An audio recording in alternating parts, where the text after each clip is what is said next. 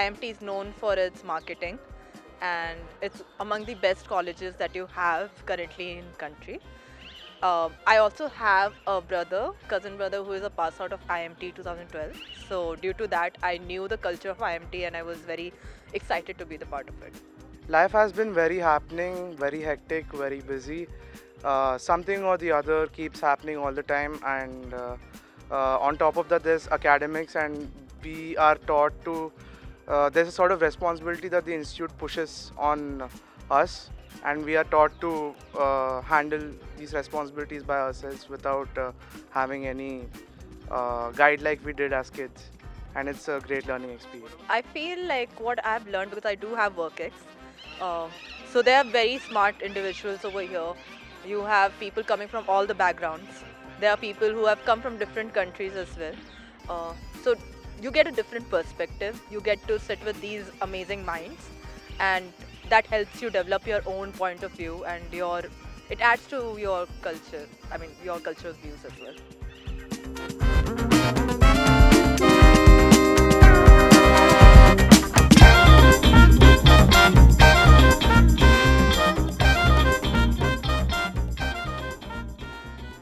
So this is your second term here at IMT.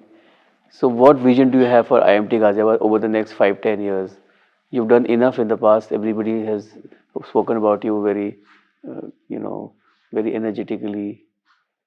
What has been the new chapter like? See, IMT is an institution which has got a legacy. Yes. It's a 45-year-old institution and very strong uh, alumni base, very strong industry integration, very capable faculty, and a very supporting board. So these are the strengths, if I have to say, and of course the campus life and the students. However, now that the technology is changing very fast, I think there are four priorities that we have identified. What are these? Number one, we would like to look at our curriculum which should be in alignment with the evolving needs of the industry. Okay. So we are actually working on a report which is what will be the future of work like in the Indian context, and given that, what should be the curriculum? We are actually surveying our alumni, our recruiting partners, and uh, some of the industries which are coming up new,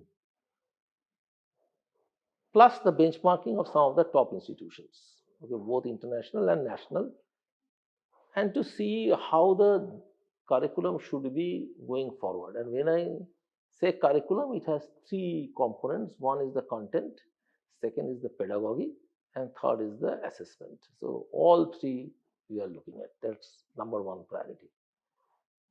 The second priority to us is to make the campus uh, much more uh, youthful, in the sense that uh, when you have got a legacy, okay, there are certain structures which evolve over a period of time. Right.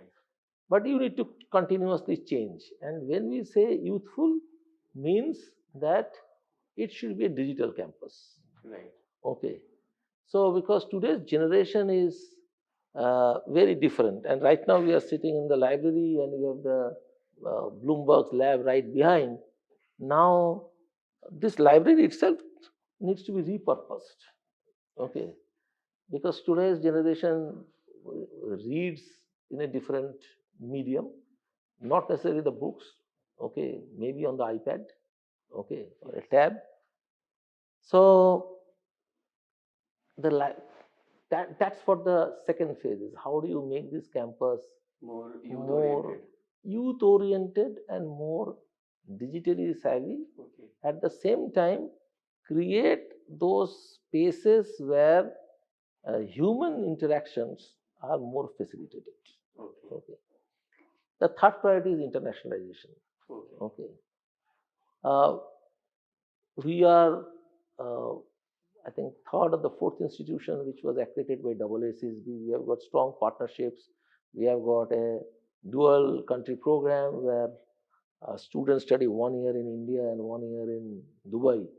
Now we are extending that, okay, an opportunity to study in India, Dubai, maybe in Europe or US, like that. Okay. 60 students last year of a 2 year program actually went and spent 1 term also in our European and American partners. Our executive PGDM program students, they spend 1 full term, that is a requirement, okay, abroad. But we are now looking at specific areas where we can focus. Okay, for example, we recently signed with Avian City in Paris, which is a specialized institution in the area of AI.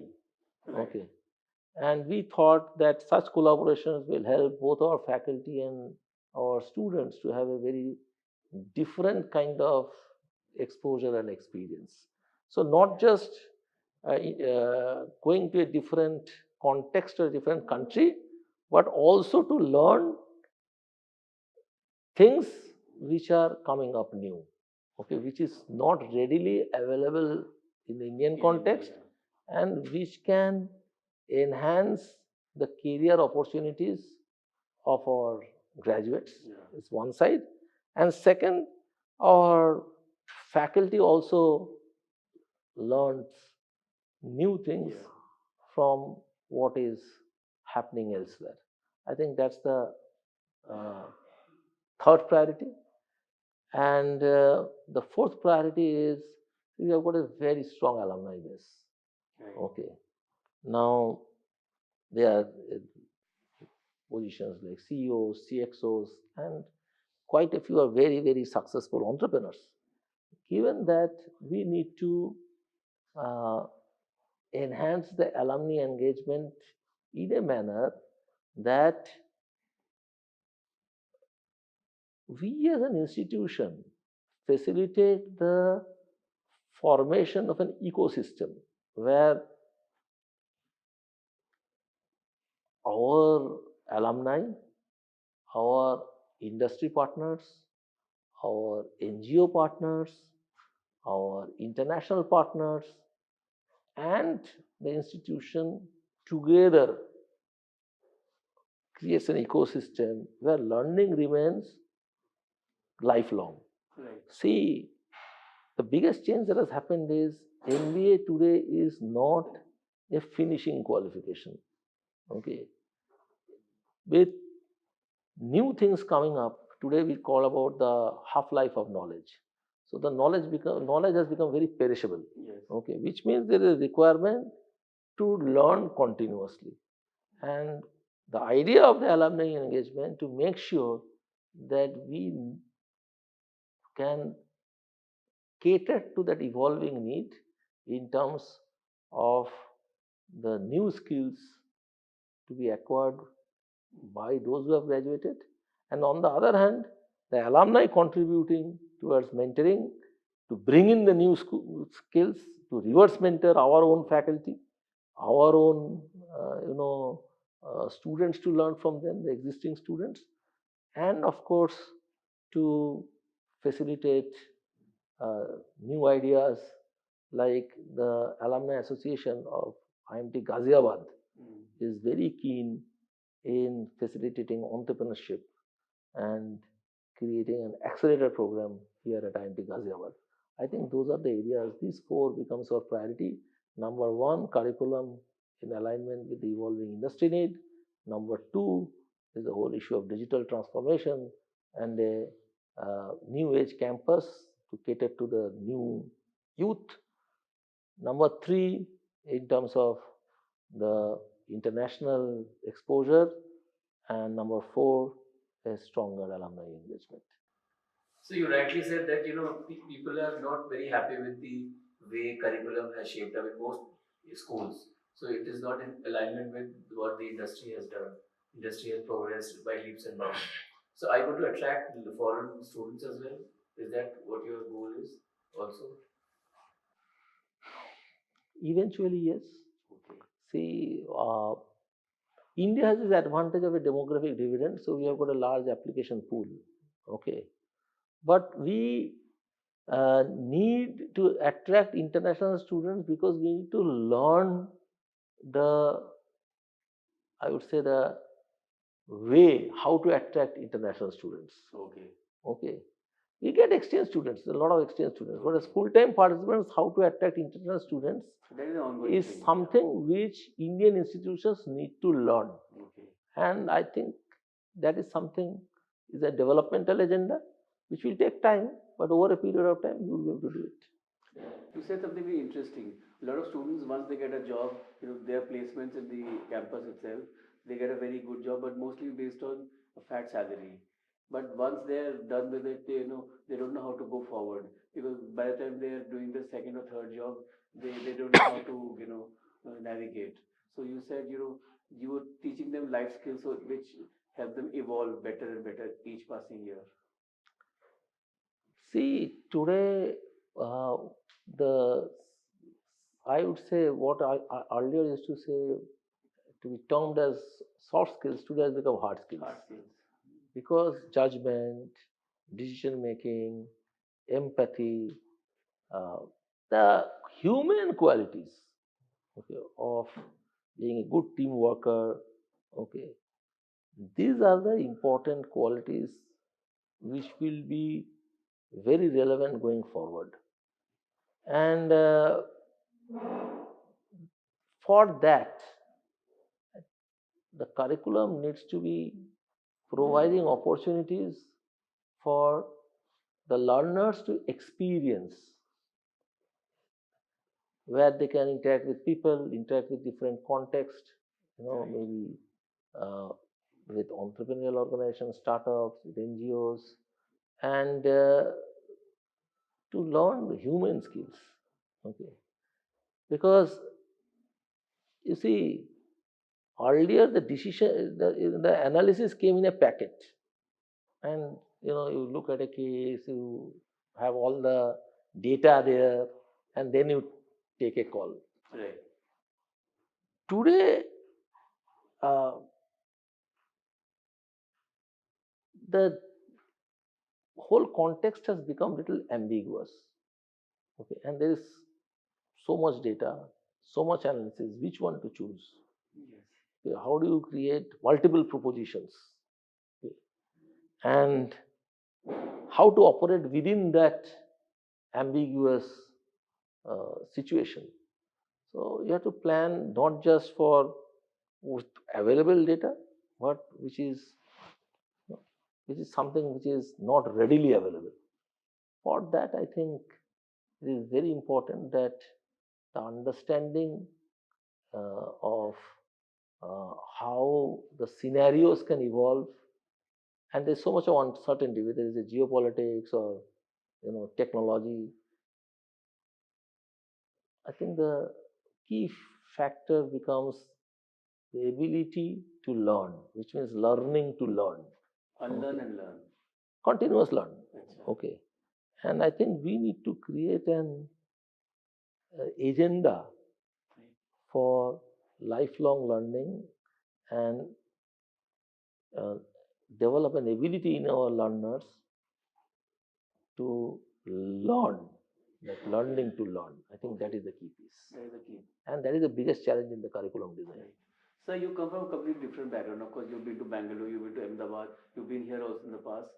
So are there any leadership challenges that you face here in terms of culture, for instance?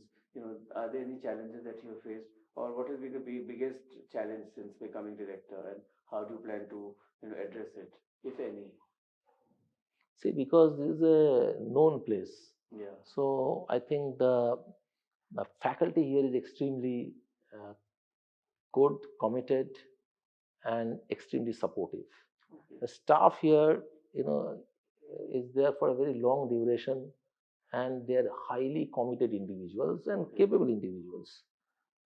The institute is a very vibrant institution, and normally people say that IMT never sleeps.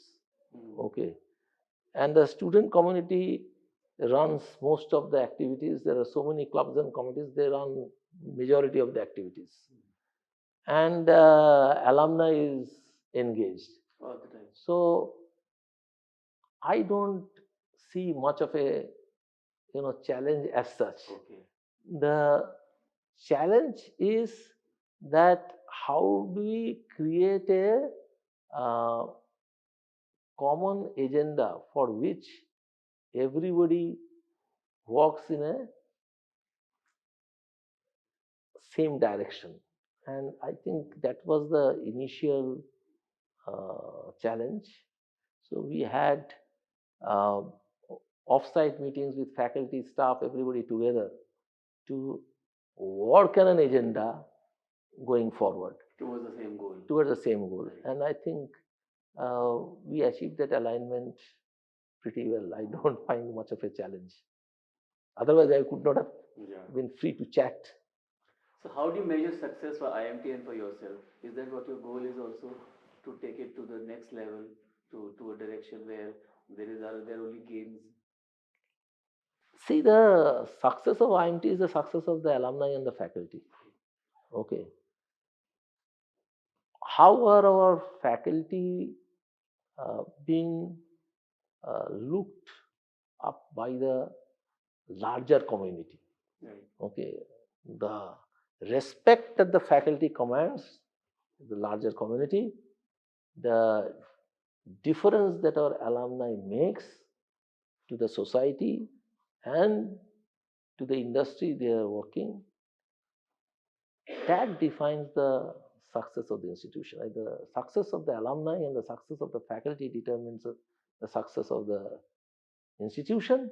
And if my faculty and the alumni are successful, then I think that is the biggest satisfaction that one can draw.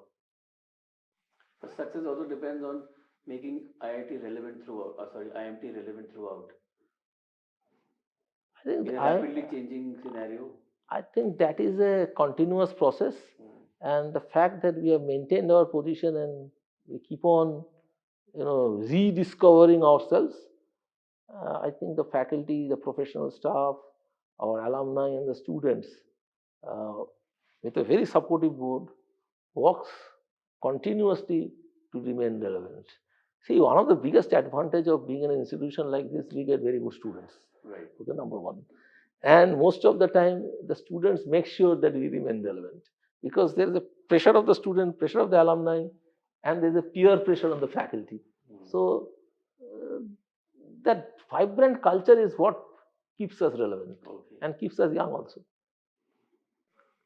Yeah, but there must be a challenge, like, theoretical foundations sometimes don't align with practical skills, because it's a fast changing world. How do you make sure that the children, the students here, they remain what your focus is on? See, fundamentals never change. For example, if you take marketing, segmentation, targeting, positioning, the principles of branding, okay, working on a sales funnel, it will remain the way it is. Okay, media will change, new technology will evolve, but it will all remain the same. Just look at what happened to Starbucks. Okay, Starbucks got a CEO from a very renowned consulting firm. Yeah. Okay, and they focused on relentless efficiency. What happened? They had a loss of market capitalization to the tune of almost 30 billion. And after that, the CEO was replaced. Yeah. What was not understood was the essence of the Starbucks brand. Okay, that what is that the business of Starbucks is. Correct. So, which means what? The fundamentals of branding, fundamentals of understanding the consumers were missed in that case. And I'm talking about a uh, very successful global company. I know. Okay. So the fundamentals will never change. And industry will also evolve. And all the time there will be some kind of a gap somewhere. Okay. However, the successful ones are those who can be comfortable in the gap and know how to bridge the gap. I think our students have the right exposure and the right, I would say, inputs to be comfortable in the gap. Okay. So are there any special programs that you spell IIT is prioritizing right now? In terms of priorities, as I said, that we will be open at how the curriculum comes up. Okay, Besides AI and digital transformation and and evolve. technology. See, digital transformation is not with respect to the curriculum. It is with respect to how we function. See, for example, earlier we have, we used to work with transparency slides. Then came the PCs, then came the laptop, okay, then came the mobile. So see, did anybody train anybody to how to operate a mobile? No, people learn on their own. Okay, so those things will be there because new devices, new tech will come and people will learn. And there is so much of also learning resources available. People learn. So whether it's the students, whether the faculty, the staff, they will continuously learn and we will facilitate that. But the special focus, if you ask me, is to recruit high quality faculty and will be on faculty development. I think that is the key piece. Our focus will be on faculty development and recruiting and retaining high quality faculty. We have, we had recently done a full, workshop, in-house workshop by inviting faculty from top schools like Harvard, etc. We are, supporting our faculty to go and get the latest training in some of the best schools. So our focus will be on recruiting good faculty and developing the faculty and supporting the faculty. If faculty development is there and the faculty are current, faculty are relevant, and the quality of uh, the faculty is good in terms of their commitment to teaching, learning, and learner success, the rest everything follows. I think that will be the key focus on faculty development. Okay. So how would you perceive IMT Ghaziabad's standing, in terms of its standing against all the B schools in India? See, each institution is unique. I never would say who is against whom. As a brand. Okay. As a brand, we have got a very good traction. We get around 25,000 applications, and our GMAT cutoff, okay, for the program, for 2-year program is 690, which is very high, which means that there is a very high degree of acceptance from the aspirants. We have a very good acceptance from the recruiters. Okay, and the fact that our students have continuously won. You look at it, last year L'Oreal Brandstorm, our students have been the champion, national champion. You look at the L'Oreal Brandstorm, not just in India but in the Middle East, our dual country program students are the champion. You look at the L'Oreal, the sustainability challenge, our students are the champions. And there are numerous competitions that our students win, competing with students of other schools, which means that there is one student acceptance, they are making an impact in terms of what they are doing in the what they are, where they are competing with their peers in other institutions. And as far as the recruiter confidence goes, that is very high, which is reflected in the campus placements and also in the PPOs. So if I look at it, almost 30% of the batch has got PPOs. Okay, which means that when they go and for their internship, they are also performing pretty well. Okay, so I think that recruiter confidence, student acceptance, and alumni success and the faculty success are indicators. If I look at it, last year there were 41 uh, publications in A and A star journals by our faculty, with 2 FT50 journals and there were cases, around 12 cases in Ivy or Harvard impact publishing, which means that our faculty are making an impact which is accepted to the global academic community. So that's a differentiation, you know, from other similar institutes. We are what we are, okay, and the major thing, if I look at it, the difference part is that the peer learning and the campus, uh, which is a very lively campus, a very uh, committed and high quality faculty who are current both in terms of the what is happening in the industry and also in terms of the publication in the top end academic journals or in terms of pedagogical research like or pedagogical tools like cases what they published or simulations that they've developed. Our faculty have been a Fulbright scholar last year, a fellow at Yale. We are doing a joint research with the United Nations on to find out how the SDGs are performing with respect to India and what interventions we need to do. So faculty and the students both have made an impact, okay, in terms of both learner success and the faculty success. And if I look at our alumni, they are also doing extremely well. I think that is what is important. And see, each institution is different. So there are aspirants who will choose us, and there will be faculty who will choose us, and there will be recruiters who will choose us. So are there any measures to improve rankings and accreditations? See, accreditations are what looks at how we are being aligned to what we stand for, which is our mission, okay, and whether we have the right strategy in place, right resources in place, right curriculum, right faculty, success of the learners, and the impact on the business and society. That way, the fact that we are globally accredited by AACSB is an immediate measure that we meet the standards.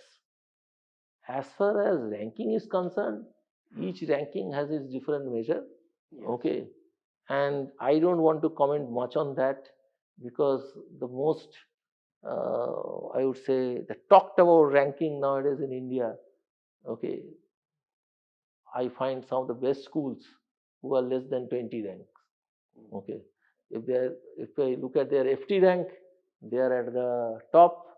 Okay, where if I look at it, their local rank, they will not be figuring at all. So rankings depend on what you measure and how you measure.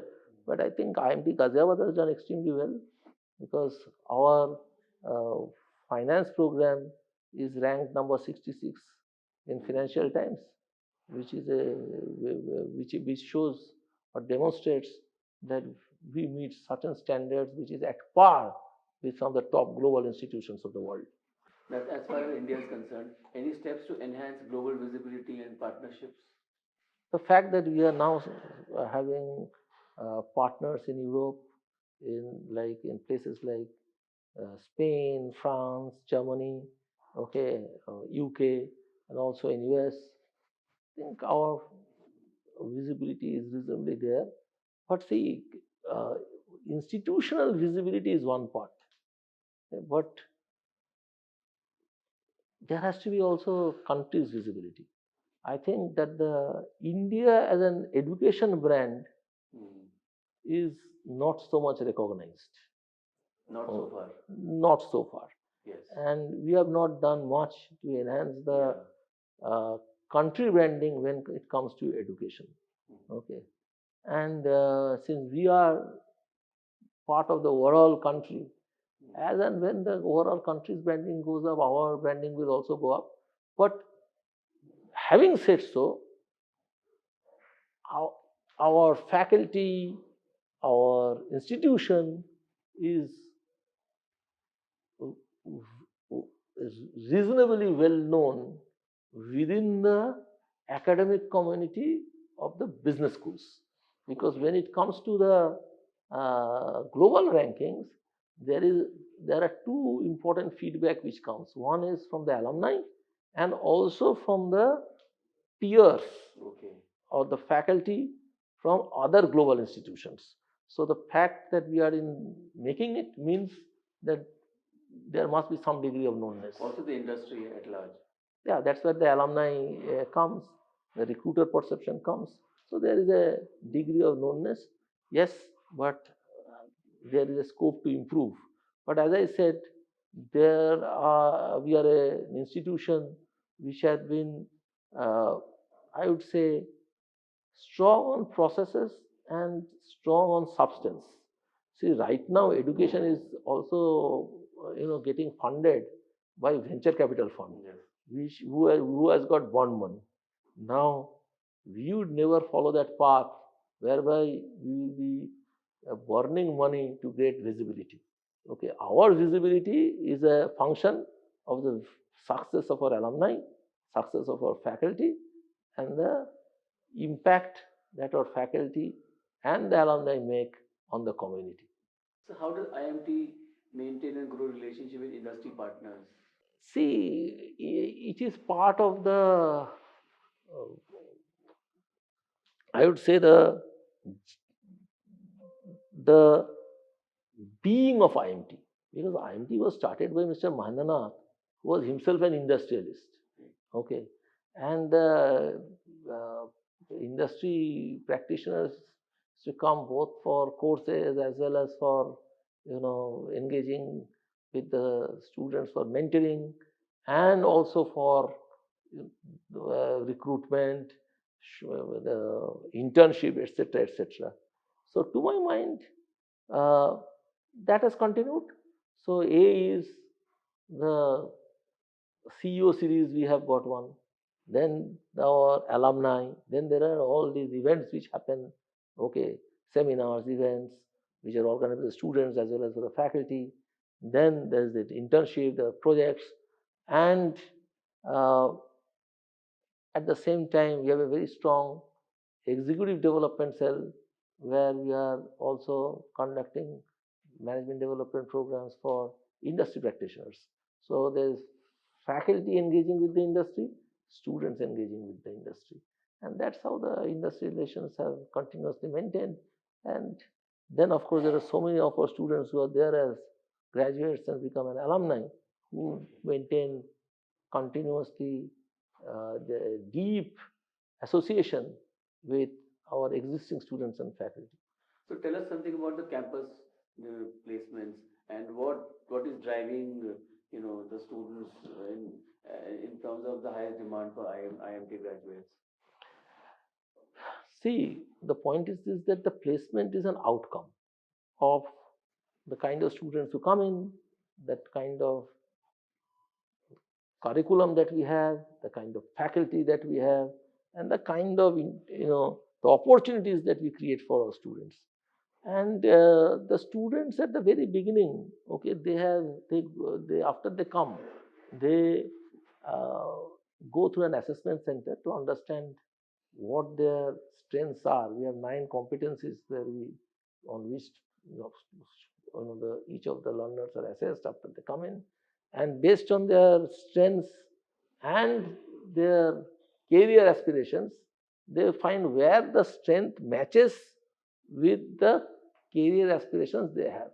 So, based on that, they decide what kind of uh, career they seek, and they create their own path in terms of working on their strength, working with their mentors, and selecting the courses which will prepare them for the career role that they are aspiring.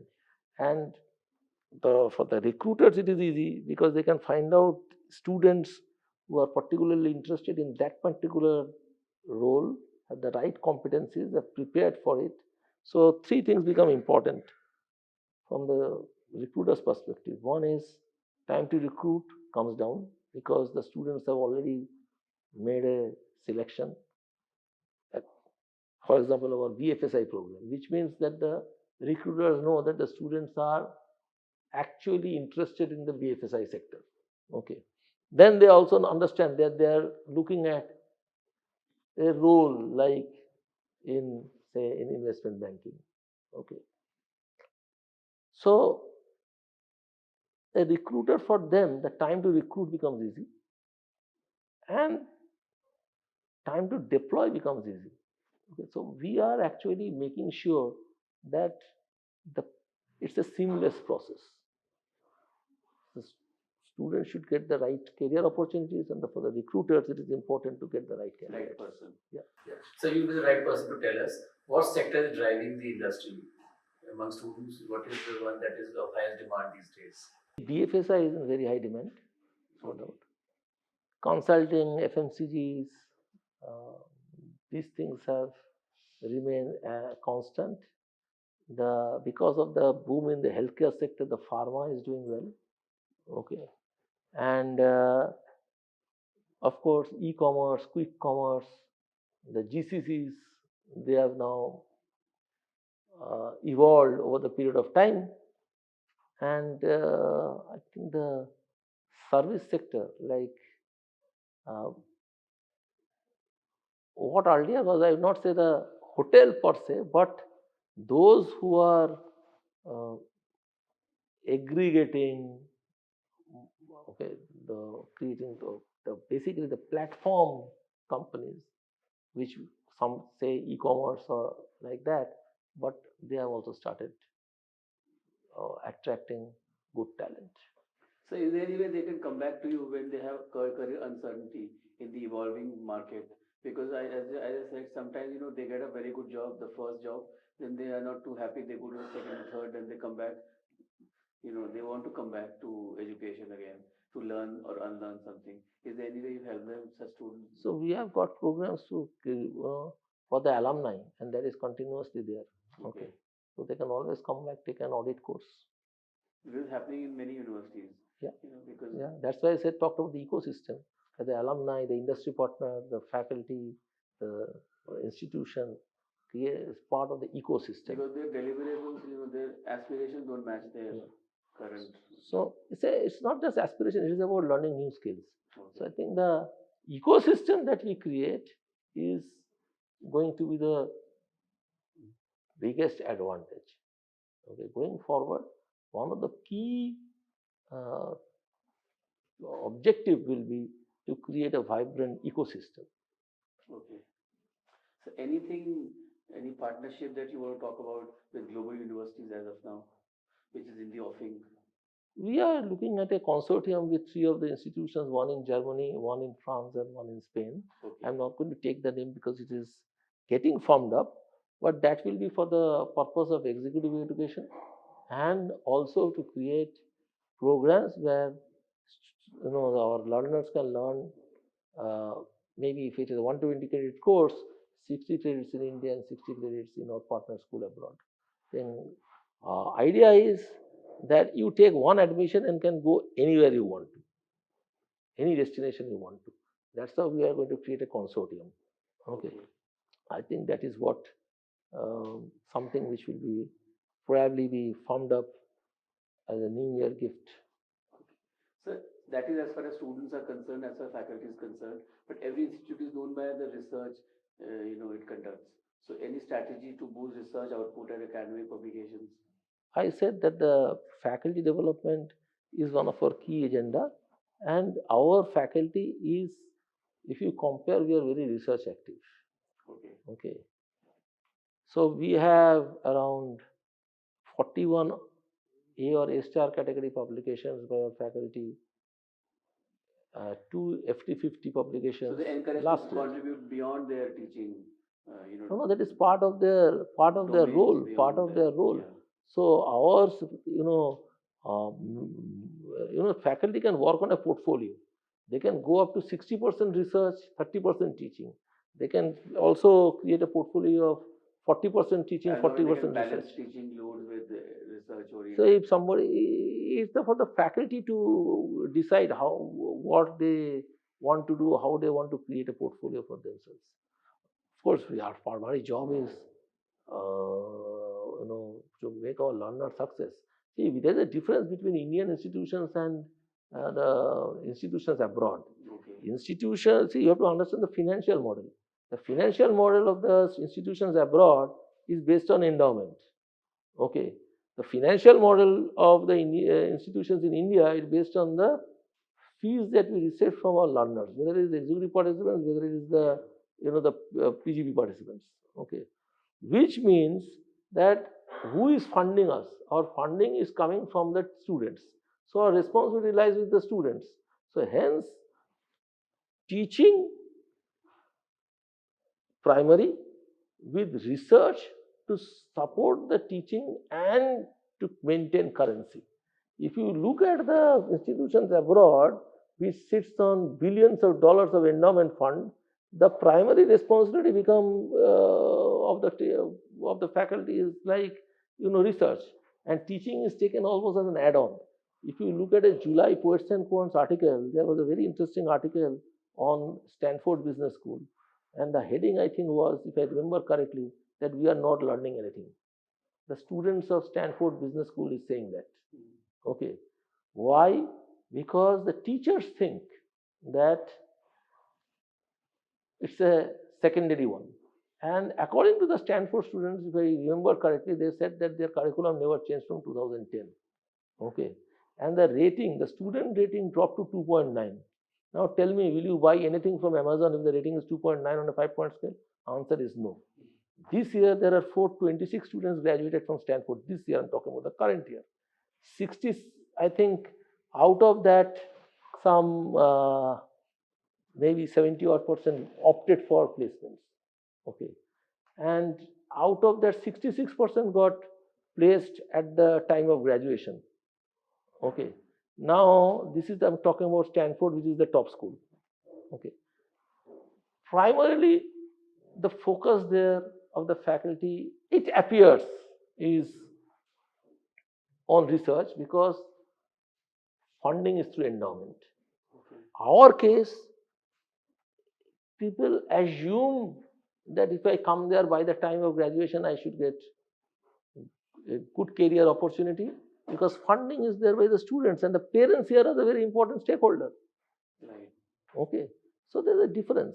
And given that our faculty has top-end international publications, speaks volumes of our commitment to recruiting the right faculty, creating an enabling environment with the faculty to create a portfolio, to contribute both to teaching, research, and also entrepreneurial leadership. Yes, because that you need to foster that as well. As absolutely. So I think that way our faculty has been in sync with the global standards in terms of the publication goes. What is about IMT Ghaziabad that you think people should know more about? That probably they don't know still. Because there are a plethora of institutions everywhere. I think people should know that we stand for the success of our learners. Okay, we are committed as a group, our faculty, our professional staff, and our board are committed towards learner success. And we are committed to making each learner learn. Now, we know how much scholarship we gave last year to our students, 16.8 crores. Okay. 5 crores is most of the top IIMs. Okay. Which means that girls, we have given 25% scholarship. Those who are with merit, of course, with certain academic criteria also we made parallelly, 30% scholarship. People who are economically challenged, we give them free ship. Our top 50 students, based on our CGPA, we have given them a complete immersion in Dubai, air, stay, food, everything taken care of. The way we support our learners, okay, we have taken our students to Bombay, to NISM, to learn finance from practitioners. We have created a Bombay office so that our students get exposed to the commercial capital. So we are heavily invested in terms of making our learners a success. We have heavily invested to develop our faculty.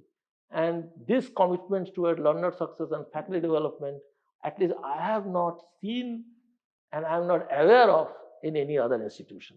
So I think whether people know or not, I don't know. We do things. Has it been publicized? Huh? Has it been publicized? See, today it is so much of publicity. People do, of their own. Okay, we would like people to know organically. We don't. We are a conventional institution. Okay, and you see, if somebody, and you were talked about Master Mosai. Okay, see, if somebody is a good teacher, na, students find them.